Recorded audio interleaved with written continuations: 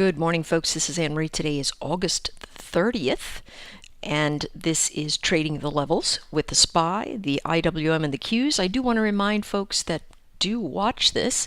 If you register for a free membership and then request the SPY upgrade, you will, for the entire month of September, receive all the SPY levels directly to your email box for trading each day and for the swing trades as well. So it's a nice little feature there. Certainly a number of folks are taking advantage of that, and if you so choose, it'd be a great way for you to get exposure to seeing how much money you can make just trading these three straightforward instruments. That being said, let's take a look at SPY.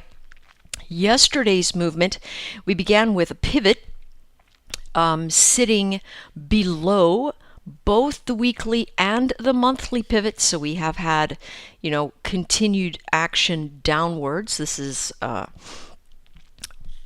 we're experiencing. We're sitting underneath the 50 and the 30. We're also sitting well beneath the 200. And also flattening around our VWAPs. Now, my thought is the following: because we are sitting in this sort of noise, we're going to have a lot of trouble here, so I do not expect today to have any impact, particularly because we have all this sideways action and we have a holiday upon us, right? I don't think any big moves are going to get made here today. I could be wrong. If they do get moved, I would surmise that a retracement is entirely in order, looking for us to top out at around 165.30. Yesterday midday we were talking about the charts just stalling at about 11:30 based on what was going on in the futures markets, and certainly they did, and rolled right over from there only to hold here. Now we have a slight gap up this morning. We'll see if that holds. So far, all I see is movement towards the neutral zone, and that's what we will continue. If we do lose this level here, 163.99, we will be able to trade back into the pivot. Now, how do you trade something small like that? Well, you buy options or you buy with size. That being said, be cautious when you do those sorts of things. Certainly, I use options all day long, but be cautious. Be prepared to stomach the loss, right? Many of us open up a trading idea because we think of what we can get, and we become emotionally attached to the outcome that we think is in one direction, and we sort of lose sight of what might be in the other direction. Listen, risk is the most important thing for you to assess when you take a trade. It is the most important thing beyond any other measure. And that's the difference between a professional trader and an amateur. And if you do not have that risk clearly defined, that you are ready to take it, that you follow your rules about risk, if you do not do that, you will forever remain an amateur.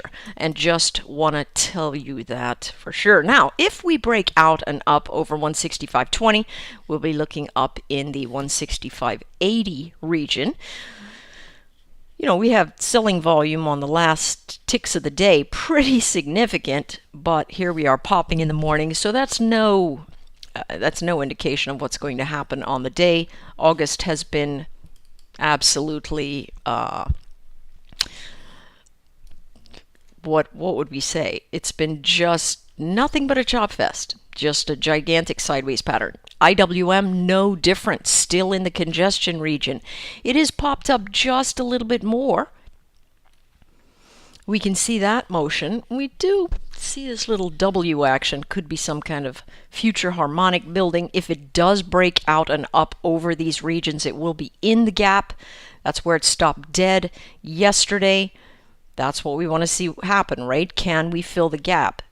If we pop up off of this level, it would be very nice, that 101.65. But inside of here would be death on a stick. If you want to go ahead and play in there, you got to make sure that your time frames are extremely small and you're ready to get in and out immediately. Other than that, you're going to have a little bit of trouble.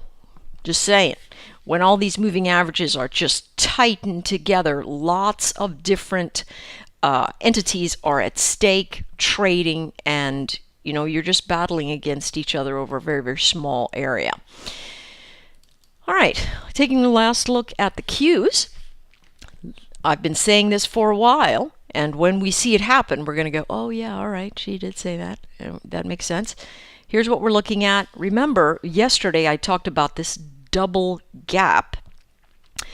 And this really, the Qs ought to fill this today. The Qs have been much stronger than everyone else, and they are holding at all these moving averages. Do you see that pinch, that tight squeeze of these moving average ribbons? They're just really telling us, listen, a lot of us are making decisions right here. When the levee breaks, we're going to have significant movement in the direction of the break. We just have to wait for the break to come and then for the break to confirm. Where's the short? That's a little bit messy down here, probably underneath 75.84. The long going to be above this region here, and the noisy action right in there. You know what? If I didn't have to trade today, which I really don't, if you don't have to trade today, don't. Go out, ride a bike, go to the beach, do whatever. Well, some of us can't go to the beach because, we're across the world, but you know what I'm saying. Find something to do, right? Something. And other than this, because this is going to be absolutely nothing but noise. Now, next week, we're going to have some absolutely massive movements. That ought to be really exciting, but for now, best to sit tight. Hey, good luck, good trading, pay attention.